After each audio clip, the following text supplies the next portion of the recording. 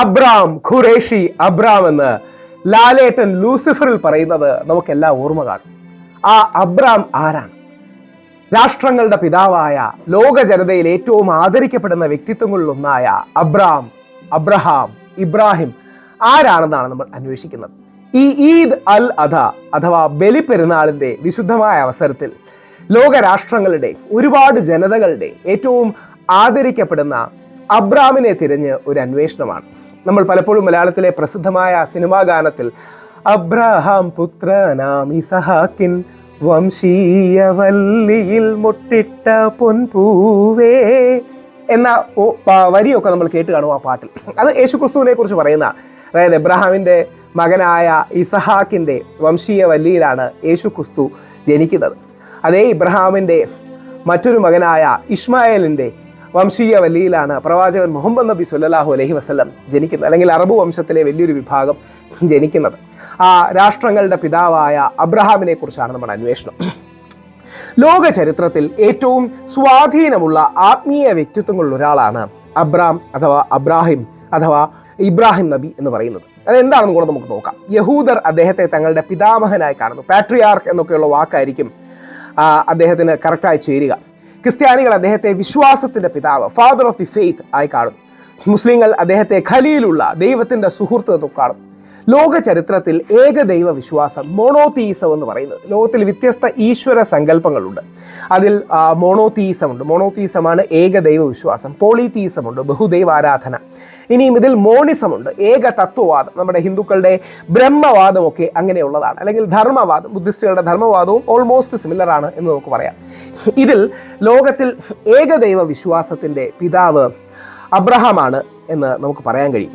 അദ്ദേഹം ഒരു ദൈവവിളിയിൽ വിട്ട് അദ്ദേഹത്തിൻ്റെ ഊരും പേരും ഒക്കെ ഉപേക്ഷിച്ച് മുമ്പോട്ട് പോവുകയാണ്. അദ്ദേഹത്തിന് ഊർ, ഇന്നത്തെ മെസൊപ്പൊട്ടാമിയ, ഇറാഖിൻ്റെ പ്രദേശങ്ങളായ ഊറിൽ ആണ് അദ്ദേഹം ജനിച്ചത്. അദ്ദേഹത്തിൻ്റെ കാലത്ത് നിലനിന്നിരുന്ന ചില അന്ധവിശ്വാസങ്ങളെയും വിശ്വാസ സമ്പ്രദായങ്ങളെയും ഒക്കെ അദ്ദേഹം ചോദ്യം ചെയ്യുന്നത് കാണാം. അപ്പോൾ അദ്ദേഹം ആ രീതിയിൽ വലിയൊരു ചിന്തകനും സാമൂഹിക പരിഷ്കർത്താവും ഒക്കെയാണ് എന്ന് നമുക്ക് അറിയാൻ കഴിയും. അദ്ദേഹത്തിന് മക്കളായി നേരത്തെ പറഞ്ഞതുപോലെ ഈ വ്യത്യസ്ത പ്രയോഗങ്ങളുള്ള ഐസക് അല്ലെങ്കിൽ ഇസഹാക്ക് എന്നും ഇസ്മായേലുമുണ്ട്. ഇസ്മായേലാണ് അതിൽ മുതിർന്നത്. ഐസക് പിന്നീട് ഉണ്ടാകുന്നതാണ്. അദ്ദേഹത്തിൻ്റെ ഭാര്യ സാറയ്ക്കുണ്ടാകുന്നതാണ്. ഹാഗറിൽ ഉണ്ടാകുന്നതാണ് ഇസ്മായേൽ എന്ന് നമുക്ക് കാണാൻ കഴിയും. ഇദ്ദേഹത്തിൻ്റെ ആ കുടുംബങ്ങളാണ് പിന്നീട് കാണുന്ന രീതിയിൽ ജൂത, അറബ് വംശങ്ങളായി ക്രിസ്ത്യൻ സമൂഹത്തിൻ്റെ വിശ്വാസധാരയുടെ ഭാഗമായി ഒക്കെ വരുന്നത് എന്ന് നമുക്ക് ചരിത്രത്തിൽ കാണാം. ഇന്നേക്ക് ഏകദേശം 4000 വർഷങ്ങൾക്ക് മുമ്പാണ് അദ്ദേഹം ജീവിച്ചിരുന്നതായി ചരിത്രകാരന്മാർ കണക്കാക്കുന്നത്. 4000 വർഷം മുമ്പത്തെ അവസ്ഥ നമുക്കറിയാം. ഇന്ന് കാണുന്ന പോലെ ഡോക്യുമെന്റേഷനും മറ്റുമില്ല. അപ്പോൾ ആർക്കിയോളജിക്കലും ഹിസ്റ്റോറിക്കലുമായി ചില ക്വസ്റ്റ്യൻസ് ഉണ്ടെങ്കിലും ഏകദേശം 4000 വർഷം മുമ്പാണ് അബ്രഹാം ഇന്നത്തെ മെസൊപ്പൊട്ടാമിയൻ പ്രദേശങ്ങളിൽ നിന്ന് അദ്ദേഹത്തിൻ്റെ ലേറ്റ് ടൈം ഓഫ് ലൈഫിൽ കാനാൻ ദേശത്തേക്ക്, ദ പ്രോമിസ്ഡ് ലാൻഡായ കാനാൻ ദേശത്തേക്ക് യാത്ര ചെയ്യുന്നത്. ഇദ്ദേഹത്തിൻ്റെ അബ്രാം എന്ന പേര്, അബ് എന്ന വാക്കിന് അബ്രാം എന്ന വാക്കിൽ അതിൽ അബിന് ഫാദർ, പിതാവ് എന്നാണ് അർത്ഥം. റാം എന്നുദ്ദേശിക്കുന്നത് ഹൈ എക്സാൽറ്റഡ് അല്ലെങ്കിൽ ഉയർത്തപ്പെട്ട എന്നൊക്കെയാണ്.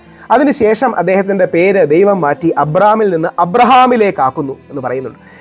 ജെനസിസ് 17:5 പറയുന്നത് അങ്ങനെ ഫാദർ ഓഫ് മെനി നേഷൻസ്, പല രാഷ്ട്രങ്ങളുടെയും പല ജനതയുടെയും പിതാവായി അദ്ദേഹം മാറി എന്നാണ്. അപ്പോൾ ലോക ചരിത്രത്തിൽ വളരെ ശക്തമായ സ്വാധീനം അദ്ദേഹം ചെലുത്തിയിരുന്നു എന്ന കാര്യത്തിൽ സംശയമില്ല.